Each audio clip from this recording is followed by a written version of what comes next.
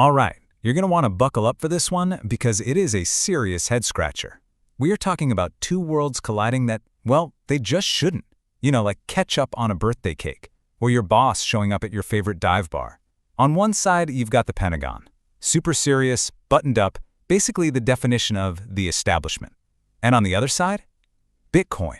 It's wild, it's chaotic, it's the official currency of internet rebels. And now, somehow, these two are in a very serious, very weird relationship. And look, I'm not just making this up. This right here, this isn't from some crypto bros blog that was typed up in a basement. This is from the U.S. Congressional Record.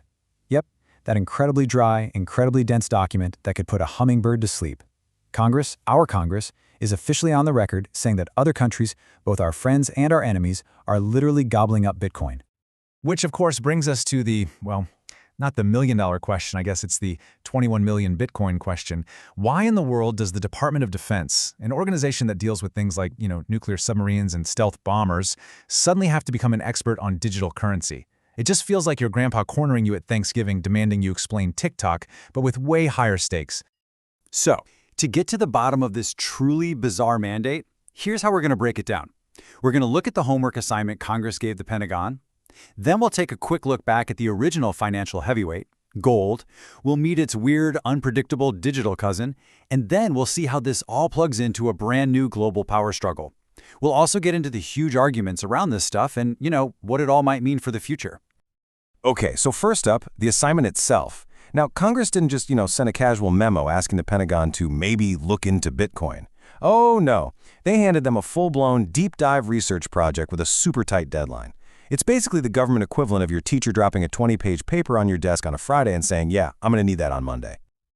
And just listen to what's on this to-do list. This is not casual reading.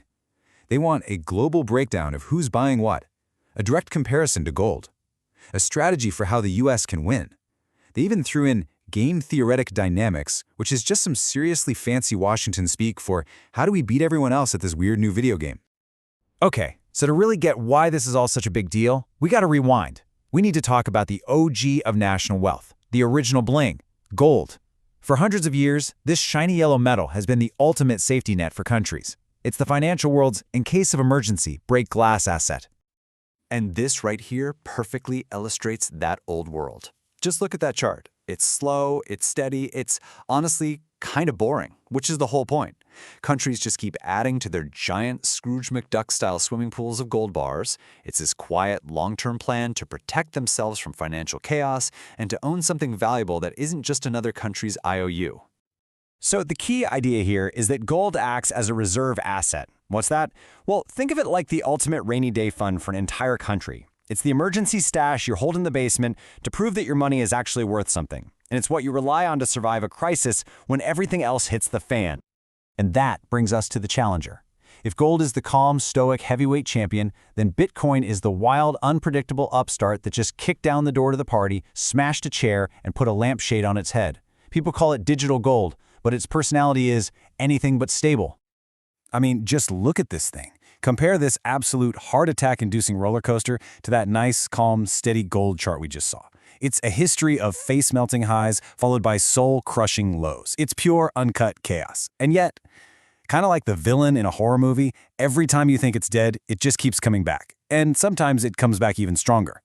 So what is it about this digital chaos that has governments so interested? Well, it really boils down to these core features. First, it's decentralized. No one company or country is in charge. Second, there's a fixed supply, a hard cap of 21 million. They can't just print more of it, unlike, every other currency. And finally, it's open to basically anyone on the planet with an internet connection. That combination is precisely what makes it a potential rival to gold. Okay, so this is where it all starts to click together. How did this nerdy internet money project graduate from the web's basement and suddenly find itself at the G7 summit of geopolitical assets? Well, it started pretty small. A tiny country in Central America, El Salvador, basically had the ultimate hold-my-beer moment in international finance. They became the first nation on Earth to make Bitcoin legal tender. Everybody criticized them for it. The IMF, the World Bank, you name it. But, according to this data, their wild bet has paid off, big time, turning what was a pretty modest investment into, get this, over $750 million. But the real game is being played by the big dogs. For decades, the entire world has run on the US dollar. And China has actively, and not very subtly, I might add, trying to change that. They're busy building their own parallel financial universe, one that completely bypasses the US system. And a huge piece of that strategy is digital. This wasn't a sudden move. I mean, look at this timeline. China has been methodically, step by step, building its own digital currency and all the plumbing to support it for years. They're literally creating new digital highways for money that don't pass through New York and that definitely don't have to pay any US tolls. So the big strategic idea coming out of these policy papers is this. While our adversaries like China and Russia are busy buying up old-school analog gold, the U.S. has this unique chance to do something different. It can zig while they zag. The theory goes that the U.S. can use its incredibly advanced financial markets and tech leadership to dominate this new digital asset, basically reinforcing the dollar's power, but in a totally new way. Of course, it's not that simple. Not everyone is sold on this idea. Let's be honest, saying the word Bitcoin in a crowded room is a fantastic way to start an argument. The debate is absolutely fierce, with incredibly smart people on both sides, either screaming that it's the future of everything or that it's a complete and utter disaster. First up, let's talk about the big one, the energy debate. On one hand, you have the critics, who are correct when they point out that the Bitcoin network uses a truly staggering amount of electricity. But on the other hand, supporters argue it's a lot more nuanced than that. Because miners are absolutely obsessed with finding the cheapest power possible, they often become the first and only customers for remote renewable energy projects, which can actually help make those green projects financially viable in the first place. And this is where the energy argument gets really wild, because miners can set up shop literally anywhere. They can go to places that produce waste energy, like methane flaring from oil wells, or landfills, or even cow manure. They can literally turn cow burps into digital cash. It's a process that is both economically fascinating and, let's face it, kind of hilarious. Then there's the crime debate. Is Bitcoin's privacy a tool for criminals? Well, yes, it can be, no doubt about it. But that exact same privacy makes it an absolutely essential lifeline for human rights activists and journalists in repressive countries.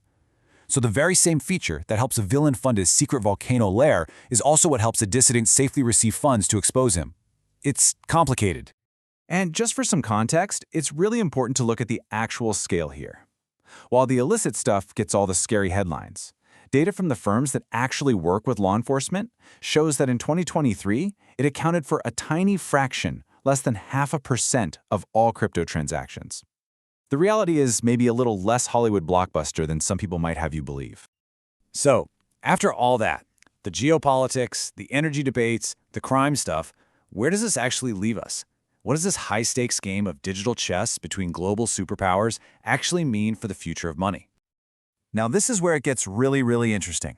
Look at how Bitcoin behaves when things get chaotic, when geopolitical tensions flared up, or when US banks started to look a little wobbly.